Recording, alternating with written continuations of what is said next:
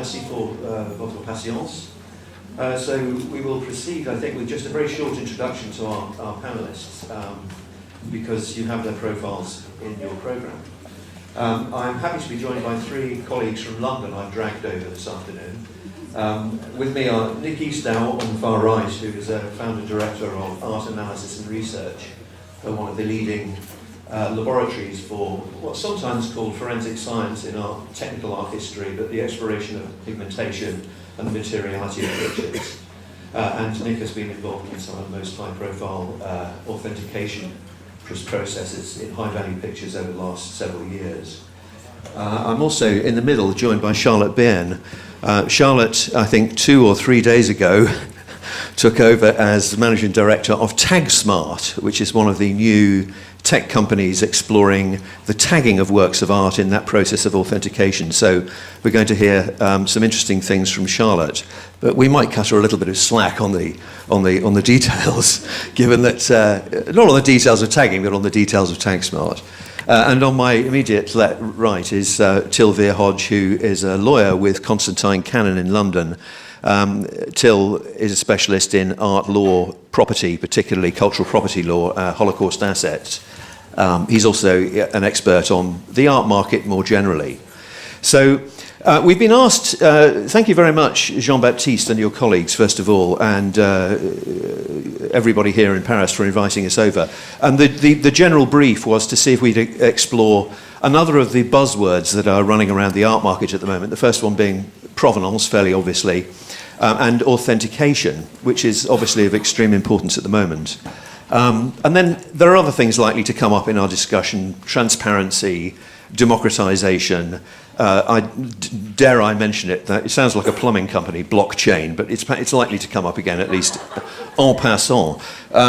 So what I'd like to do, first of all, just to sort of familiarise you all with the panel, is to ask each in turn just to give us a very, very quick summary of what they do and what their specialist interests are.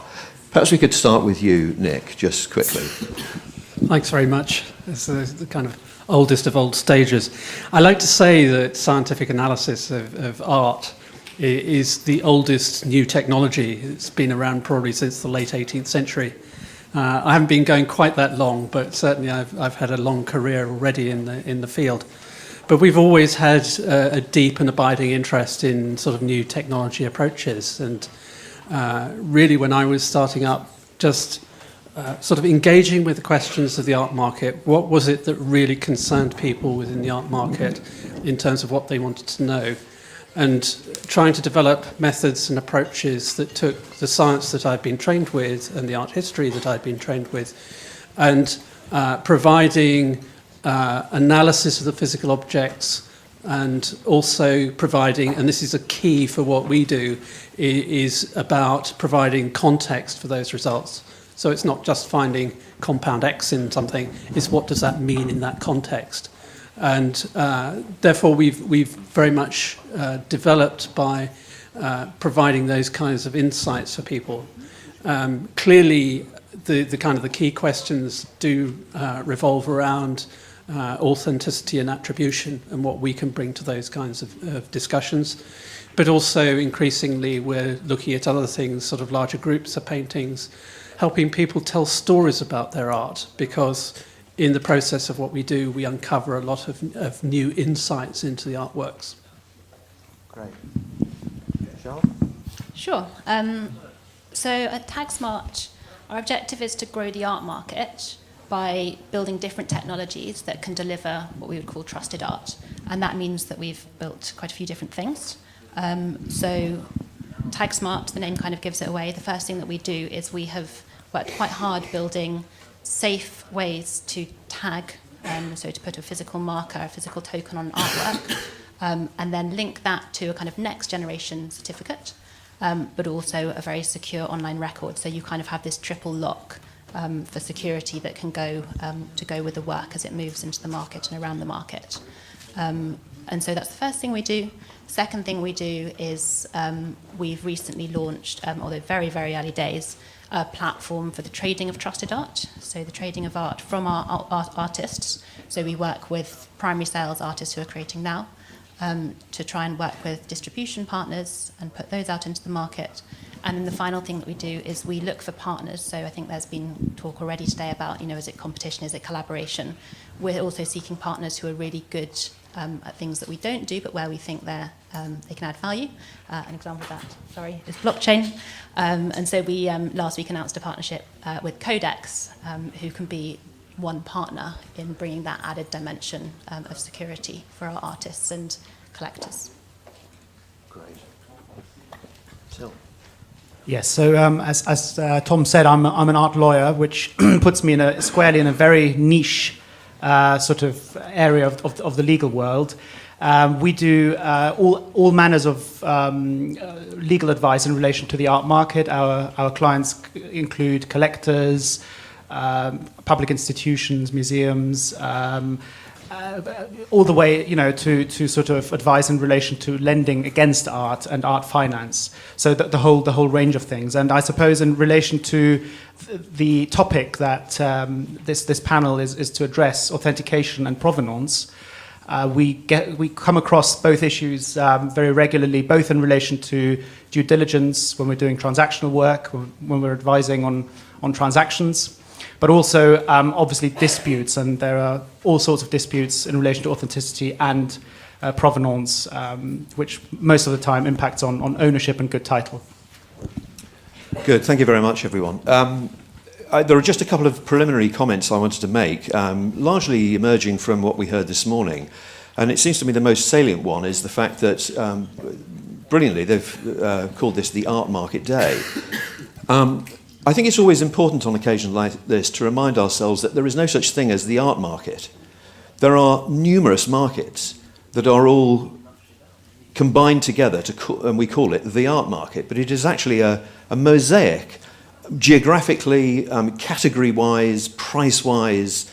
It's such a complex place. And so I think the tendency, the instinct towards homogenization can sometimes be rather misleading. That's an important thing to bear in mind, I think, because some of these technologies apply to certain types of art, certain genres of art, but not to everything. And so we need to sort of keep that focus in mind.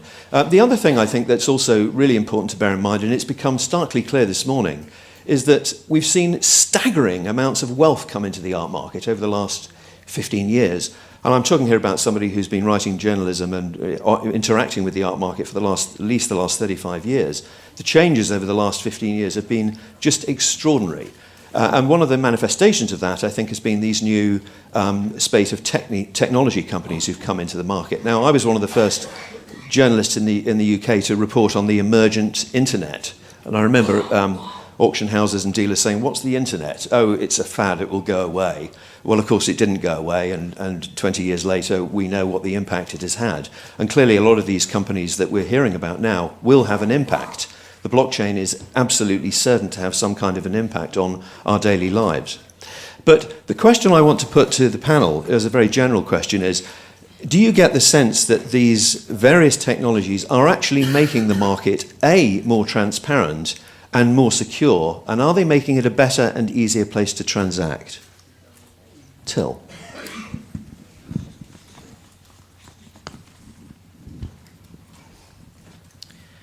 Well, I think you hit the nail on the head when you said it really depends on what segments of the art market you're talking about with each of these tools. So from my angle, looking at provenances and ownership disputes over, for instance, looted artworks, a lot of the issues are in relation to very defined or clearly defined periods of time that all lie in the past. A lot of the solutions we're seeing and we're hearing about, which are great solutions in principle, in my understanding of them at least, is that they will offer a solution for this sort of scenario were it to happen in the future. Yeah. However, because it happened in the past, we're still, dependent on the information we have or have not got, and whether that information is then recorded in something inalienable or not is almost, it makes very little difference, because whether or not you have a provenance that is suspicious, or whether or not it's hidden away, the suspicious names have been dropped off the ownership chain. Well, you may find that out, but until you find that out, your entry will reflect the inaccurate or false information that we've had to this point. So that it, sort of picking up on something that was said beforehand, it is a technology, or we're talking about technologies that can really, really help, but we're also dependent on the information we have, and that is never going to be complete and 100% accurate. Right. Charlotte? So I think there's a lot of reasons for optimism, and I obviously say this from a company that is trying to create some of these products that we think are going to change the art market for the better. I think, TagSmart is in the business not of authenticating a work in, we're not experts in the work. We can't give a work provenance because we know the artist or we've analysed the work and we can say that something is correct. But we're in the business of trying to, encode the information in a more kind of stable and secure way using lots of different types of technology. So one challenge that the market is going to need to, I suppose, maybe not catch up with, but we need to ensure that there's really good quality information going in if new technologies are going to be really helpful here. And then perhaps to Tom's point, we know that the market has got really valuable, that there are these increasingly valuable transactions happening. But one thing we might come to talk about later is that obviously makes some of these transactions higher stake. But I think one thing that we worry about more at TagSmart and why we think that we can be helpful for the art market is the art market is moving online and it is changing, but it's actually not moving online fast enough, and that does have implications for everyone here. So whether you're an artist or you're a gallery owner, we do want to see a shift, I think, and we want to see growth. And that's, I think, where some of these tools can be really helpful. I see blockchain as a big challenge, but I mean a challenge not to achieve, but what it represents. And that it's a challenge to the rest of the chain, starting really from our end of authentication, attribution, provenance, to make sure that the quality of the data going in achieves similar sorts of levels, so that you've got a very secure blockchain and the information is securely stored there. We need to be asking quite deep and serious questions about the other stages. So stepping back one, how do you relate the blockchain entries to the individual artworks, the physical object that needs to be connected to it? You clearly need some kind of linkage, like TagSmart, or some other sort of connection mechanism. But you also need providers of information to go in that are robust and provable. It's such an issue over trust. You need trust in every stage of this. And in all the excitement in blockchain, let's take it, the rest of us, as a challenge to get our trust levels right. Yes, that's very helpful. I think it's noticeable that tech companies, obviously, they want to be the first to market. They want to get to scale faster than anybody else. But we've seen with Facebook and Instagram the problems that they have had with actually monitoring the content, the viability, the trustworthiness of the content that's going onto their platforms. And clearly it's just logistically not possible to put human beings checking every single thing that gets posted on Instagram. And we've already found things on some of the auction aggregators and various other art websites which purport to have a provenance. And it might say something like, the owner tells us that this was acquired before 1990. But, that's just not good enough. But it's coming to the point where we're having to accept the fact that the provenance as given is not always right. And that brings me to another important question. It's probably you might speak to this, Nick. The forensics community and the traditional connoisseur community have traditionally been at odds. There's been some moments when they've understood what the other side is saying, but are we getting closer to a point where traditional connoisseurship and forensic science methods might come into a happier marriage, do you think? I think it's definitely heading in that direction. We're seeing increasing interaction with art historians. I mean, we produce a lot of data in a very specific kinds of ways. We're trying to articulate problems around a painting in objective ways. So rather than that kind of gut feeling, yes, it's a Rembrandt, must be, because it just feels right, it's providing the evidence to an evidentiary level. And I think this is why I say there's the challenge here, that we're trying to find the equivalence of that for other kinds of information. So it's not just the hard analysis, but it's the softer historical information that you need to bring to that, and that you can actually construct quite sophisticated ways of looking at these. But it necessarily involves input from right across the board, from the good scientists, from the good provenance researchers, from the art historians who know their subject deeply. And you can build that together and sort of encode it in ways that allow you to reach really quite objective judgments about things, but it requires all those elements to come together. Yeah. Till, we've seen a number of very high-profile legal cases, the Rybolov-Lev Bouvier, Rybolov-Lev v. Sotheby's. I mean, they're popping out of the woodwork all the time. The Beltraki case, the Knoedler case, they all seem to revolve around authenticity. Is the market becoming more litigious as more wealth piles into it and the risks become greater? Or is that a regional thing? We know the Americans are very litigious. Excuse me if there are any Americans present. We know that they are more litigious. Is the art market becoming more litigious?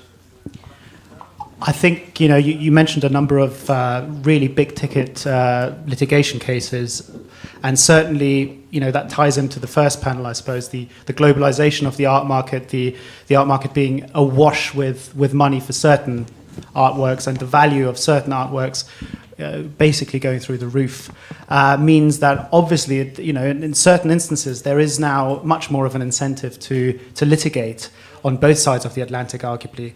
Although we do see more in America, that's to do with cultural issues, but also things like loser pays all, a degree of that on this side of the Atlantic, whereas in America you split the costs. So the risk may be less to go to litigation. I would say, though, that the cases you've mentioned are the tip of the iceberg. Mm-hmm. You can see the tip of the iceberg. There is an awful lot of disputes going on underneath the surface, and we still see most of those going to out-of-court settlements. One of the reasons for that is probably because it also ensures a degree of confidentiality, and you're sort of not having to disclose all the information of what went wrong in the process of disclosure and during the court case. So that's probably another function of that. And that's not necessarily a positive thing, is it? Everybody likes confidentiality, particularly in the art market. But when the Knoedler case gets settled and we don't know anything about how that happened, which we don't really, I mean, despite the great investigative journalism, we don't know. So we kick over the traces and we move on and we do it again. Yes, I mean, the confidentiality issue is obviously another sort of hotly debated point in the art market.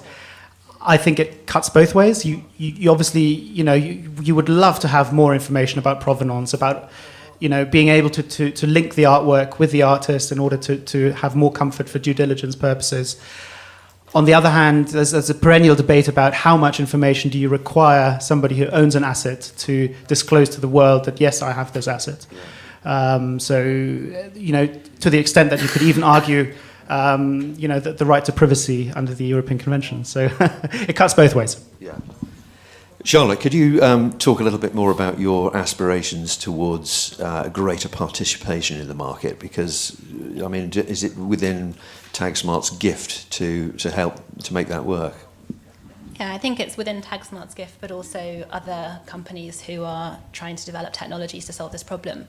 So I suppose if no one's mentioned this stat already today, I'm sure someone's going to. But in the Hiscox report, we know that 60% of online collectors are afraid of buying a fake. And we know that about the same number also say they want more information on an artist or an artwork. You may have heard this already today. If not, again, I'm sure someone will say it.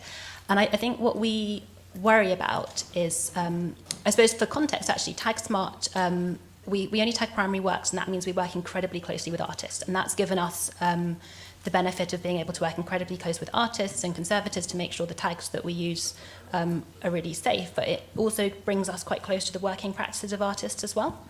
And I think, you know, the world of the artist is changing and the world of the gallery is changing. And it's really fantastic that there are so many online marketplaces, and there is now a different way to consume art. And we've talked today about how it's much more open and democratic, and actually you don't have to feel a little bit awkward about going into a gallery and wondering whether you negotiate on price and all those things that if you're not already a market participant, you might feel a bit weird about. But on the other hand, I think we're quite afraid that this lack of trust and lack of technologies that are widely used that can give trust to buyers means that we're shutting people out of the market, and we're shutting a generation of people out of the market who are very used to very open transactions in every other area of their life. You know, we know that collectors under 35, 4 in 5 of them are finding new artists on Instagram. Sorry if you were going to use that in your panel later on Instagram, but how do we ensure that we give these new buyers the confidence in the market so that the market continues to do really well, and so that it continues to be really viable for artists who are creating today and for everyone who's in it? Yeah, good. So your emphasis really, and I think that my sense is that this is true of blockchain as well, is that its real impact comes with art that's being made now, digital art, photography, art moving forwards. Tagging with more historically orientated works, that presents different challenges, does it not? Thanks for that question. Yes, so we've definitely started with the easier end of the problem by going straight to artists and having them as authenticating bodies, and that does solve it. The problem of tagging secondary works is something that we're going to be getting into next year, because clearly that's where so much of the activity is, and where there's arguably a much bigger problem. And that challenge is kind of twofold.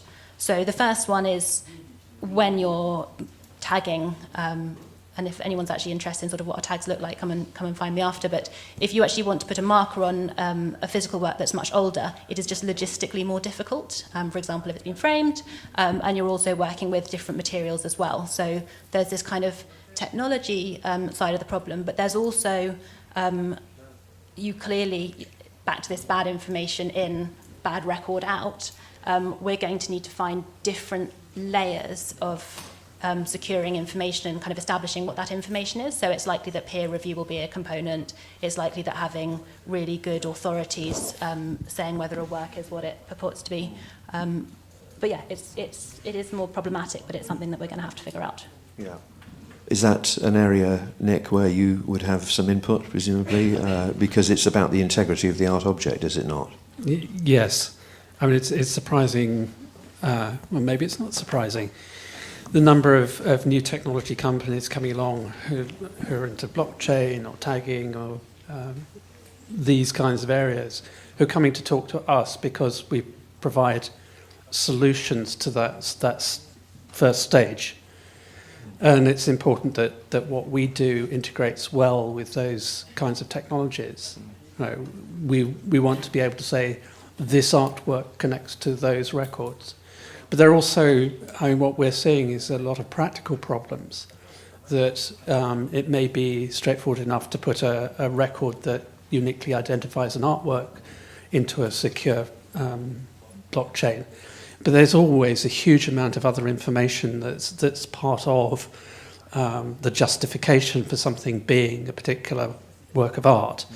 Where do you store that? Where do you access it? How secure is it? And you start getting into not just public and private blockchains, but hybrid ones where, you know, you can openly identify a work of art, but there's a lot of other information that's secured elsewhere, sort of offline, as it were, where you can put all the images, you can put all the provenance data. It soon mounts up to absolutely enormous amounts of data. Yeah.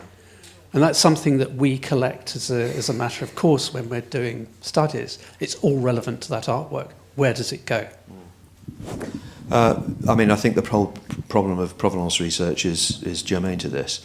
You know, we've found ourselves in situations where we've been commissioned by a dealer to do some research on a picture because there's an American museum lined up to buy it. We've done the provenance research on the picture, The museum has decided not to go ahead with the transaction for various reasons. The owner of the picture still owns the picture, but the dealer who commissioned the provenance research owns the provenance research.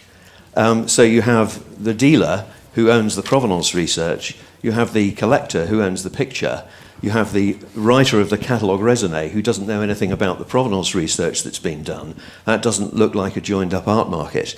And it sounds to me like one of the problems with provenance research is that the auction aggregators, as well as the online companies selling art, simply, it's a cost-benefit thing.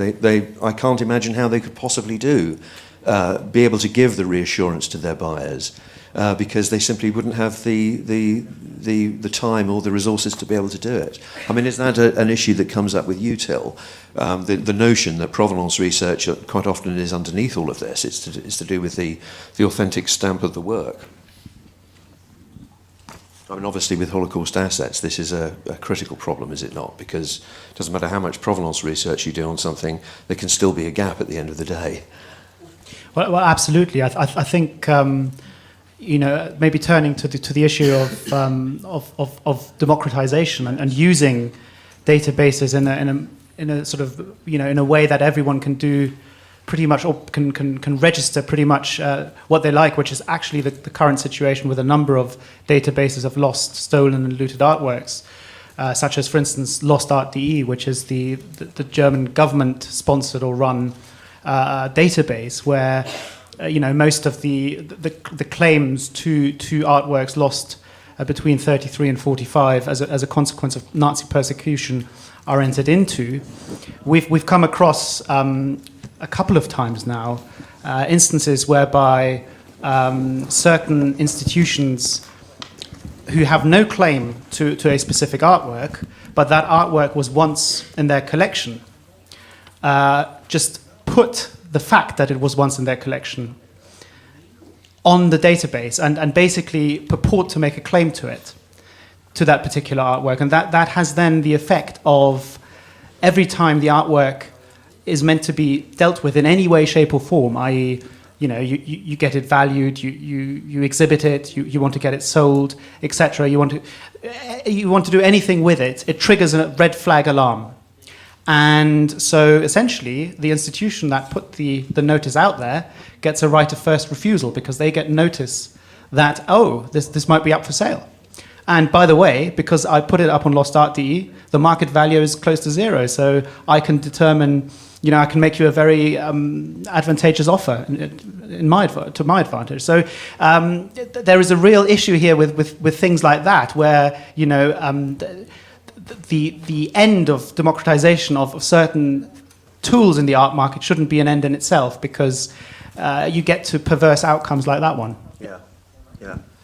Nick, there's another issue which falls down into your category, I think. There's a slight change of emphasis here, but I know that it's as popular, I think, in France as it is in the UK, the authentication programme on the television with Mr. Mould.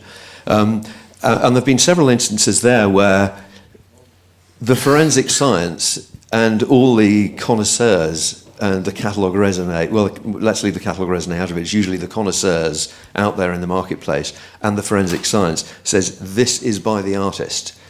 But then they go to the Wildenstein Institute, and the Wildenstein Institute says, mais non. And that seems to happen in a number of occasions where the foundation ultimately has the authority to say no, despite convincing forensic science. Where does that leave us?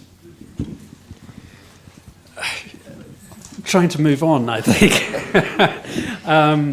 Yes, these remain considerable challenges. I mean, I sometimes ask the question, what's going to be the Wildenstein Institute of the 21st century? What does it look like?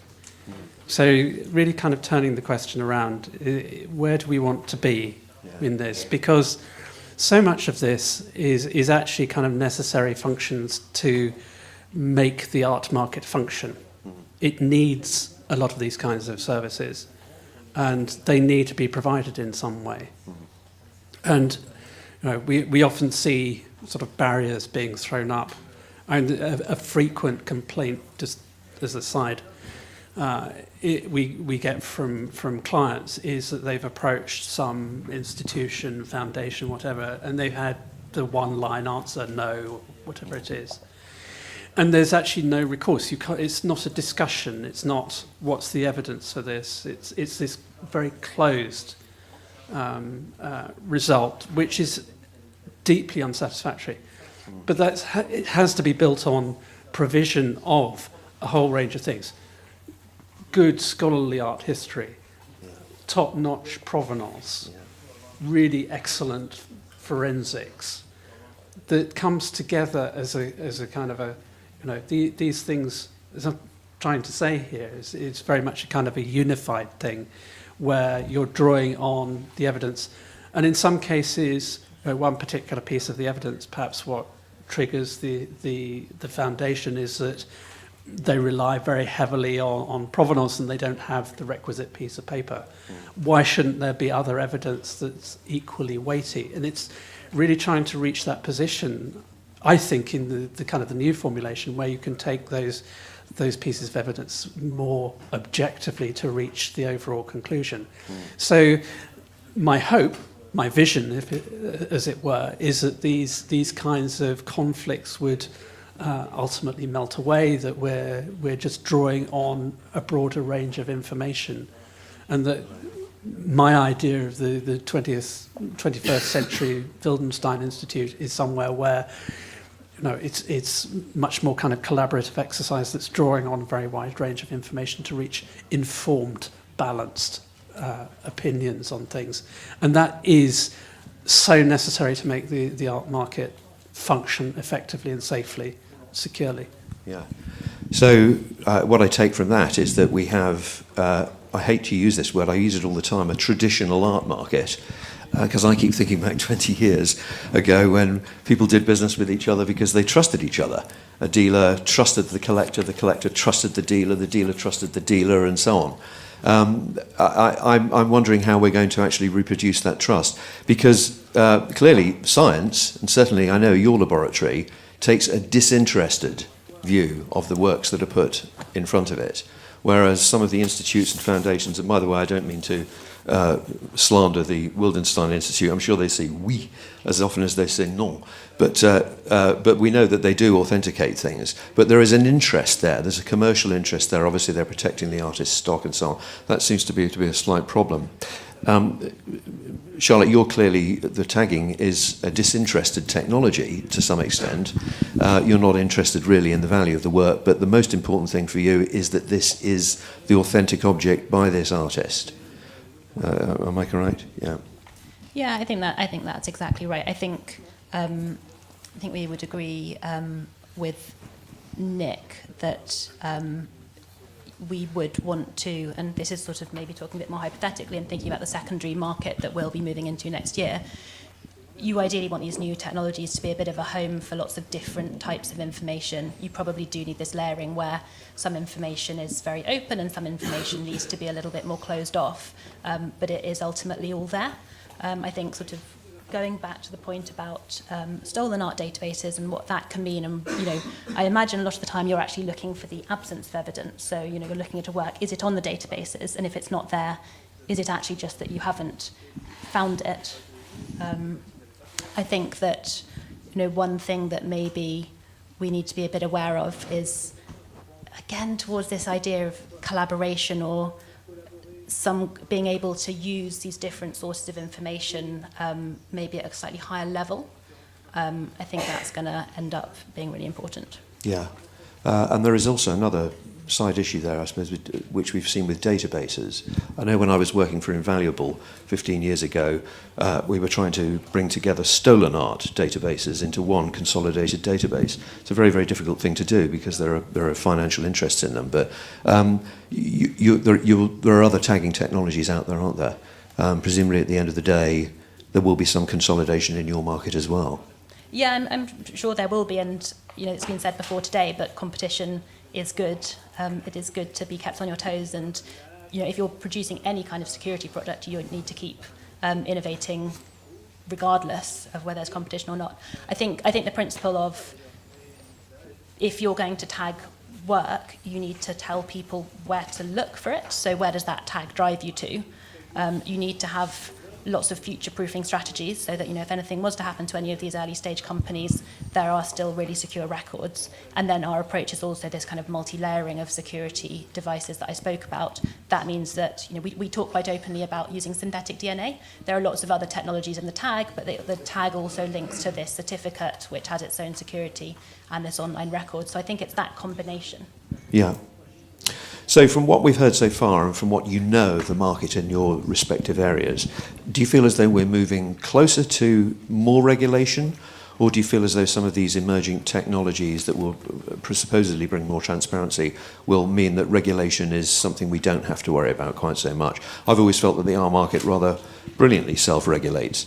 And on that front, can we just, Till, you can help us here, help us to understand this once and for all, bring some clarity to it. It's often said, we're sick of hearing it, aren't we? The art market is the last unregulated market.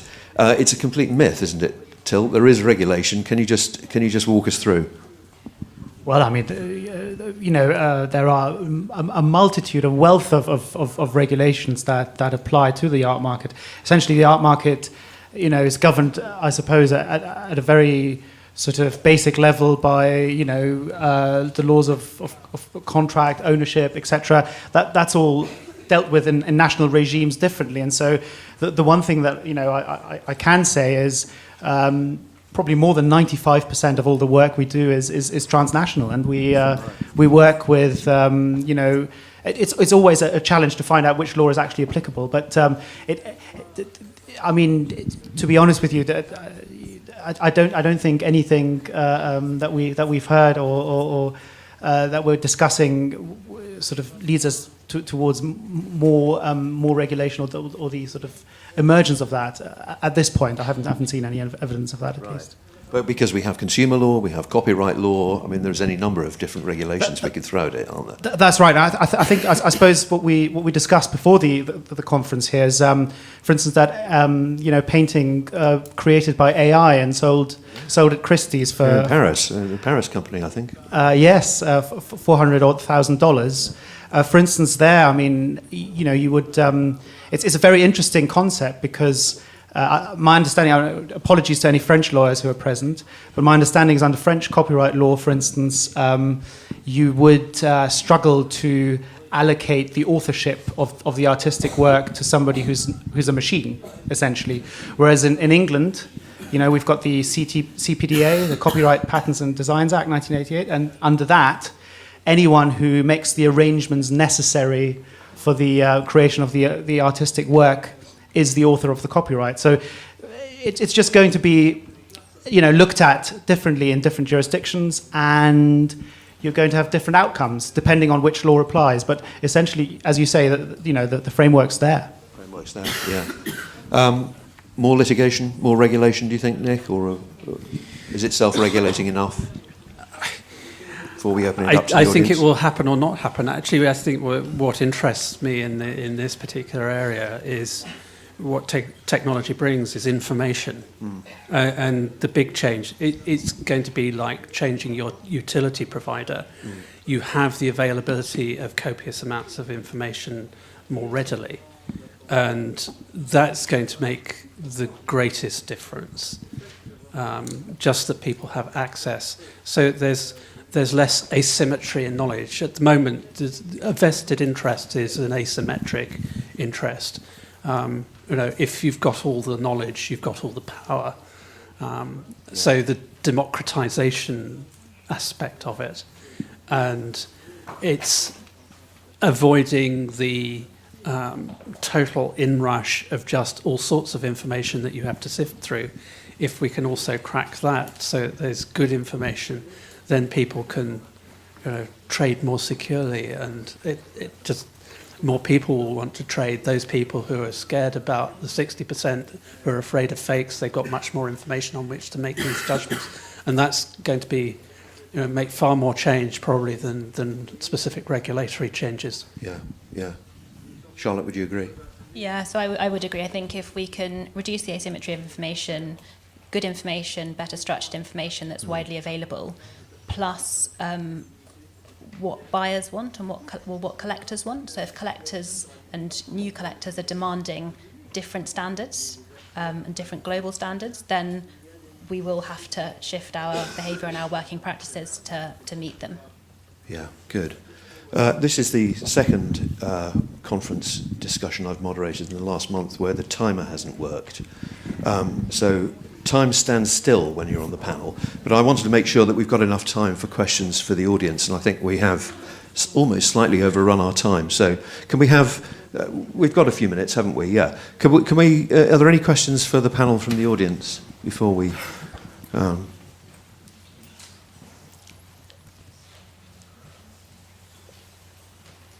most controversial issues in the art market today. We need some questions. Well, we don't need questions, but it would be quite interesting. Here's one. Bernadine. Hi, yes. I was just wondering about, with authentication and provenance issues, is there potentially also a bit of a skills gap in the market in terms of people that are working within the art market and understand forensics, understand the law, understand all of the technology that's required in order to really innovate and create good solutions? Shall I take that one? Yes. I think there's always been a skills gap, actually. The kind of thing that exercises me is, for example, once you move away from the kind of the top line artists, where are the experts? So it's not just kind of attrition of experts who, they don't want to provide those kinds of services to the art market because it's too much trouble, it damages their reputation, there's too much litigation, all that kind of thing, right through to who are the scholars of those artists who the market routinely trades in, but there's nobody to support that. And these are holes that desperately need plugging. And how are we going to do that? Otherwise, we're kind of short of the expertise and knowledge. Something needs to step in, whether it's a new generation of connoisseurly minded art historians or an AI. I think in this audience it's going to be the AI, but there's certainly that kind of gap. In my specific area, it's developing. I mean, I can't say that it isn't a relatively new field as such. So, providing people with the expertise. If we want to employ somebody, the number of people who have the right sort of set of skills coming in, people are trained for conservation, art history, historical research, pure science. They're not specifically trained really for what we do. So we have to help and train people. I think one thing to add on that is as new technologies come in, making sure that there may be a skills gap that you speak about, but also making sure that as new technologies come in, there's an awareness that this is a very, very specific world that we're going into.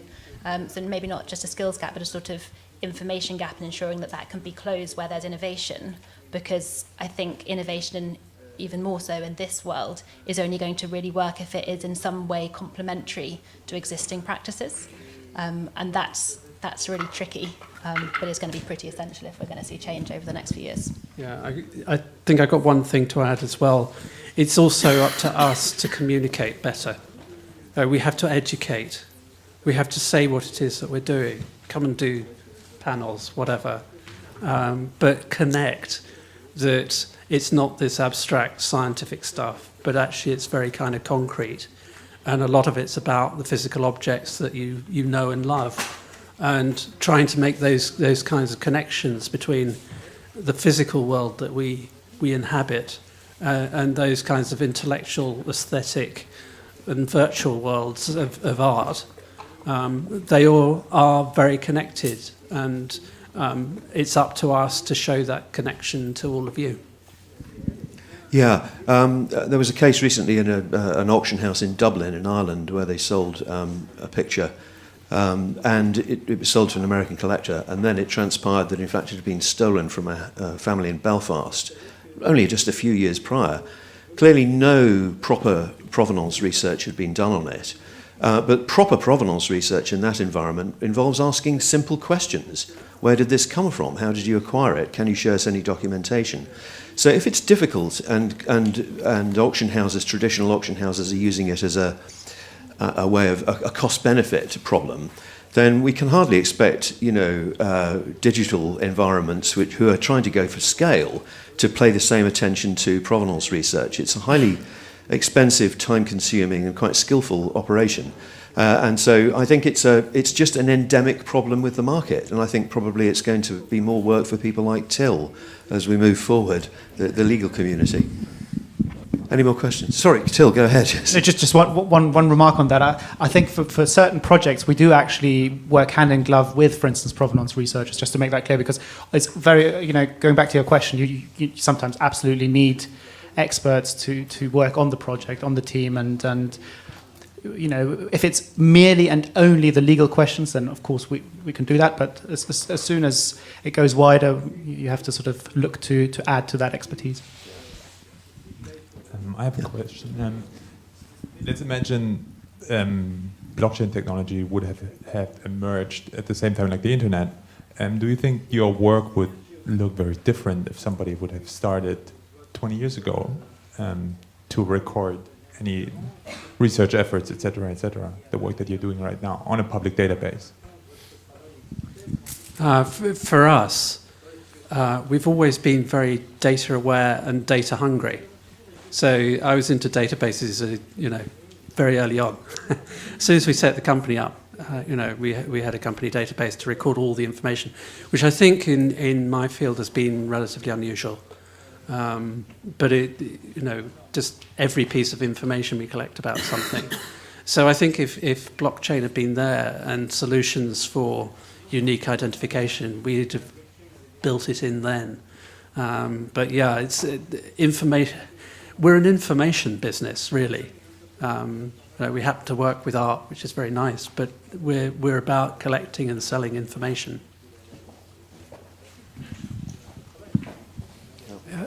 This question might be addressed to the blockchain gang here as much as to you.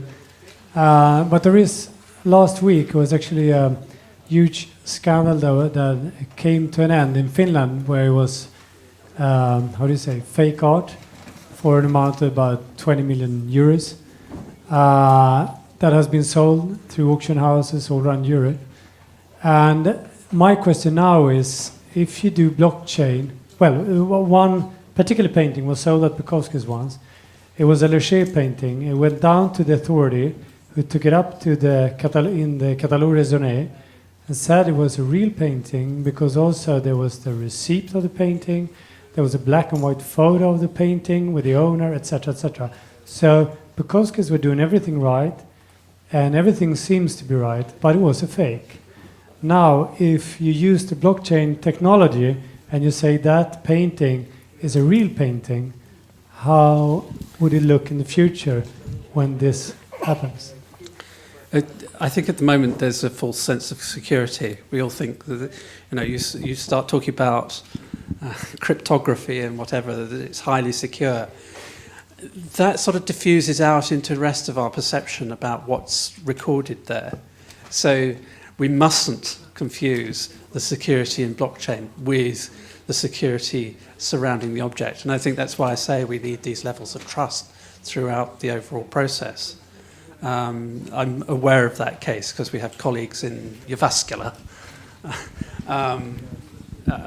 But essentially, yes, that if blockchain had been available, it would have been on the blockchain. It's really only with the close study of the physical object that you're going to actually get that key information. I think that's right. I think our take would be you need a combination of digital tokens, so something like blockchain, but you also need the physical tokens too. And it's only when you can have these multiple layers of security that can link the digital to the physical world, because we're all here because we're interested in physical artworks and digital artworks as well, but most of the works that we deal with are physical. You need the combination for it to be really strong.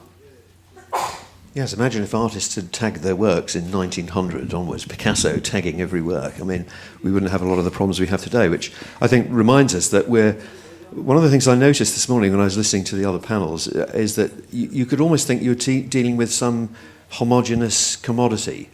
And I think we just have to keep reminding ourselves that we're dealing with works of art here, which are often unique.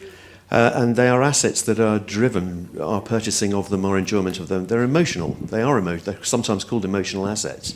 And that, I think, often gets lost in the washing machine, you know? Any more questions? I think we're going to have to wrap here for this panel. Thank you very much to all of you. You wanted to Merci say tout a le final monde. word?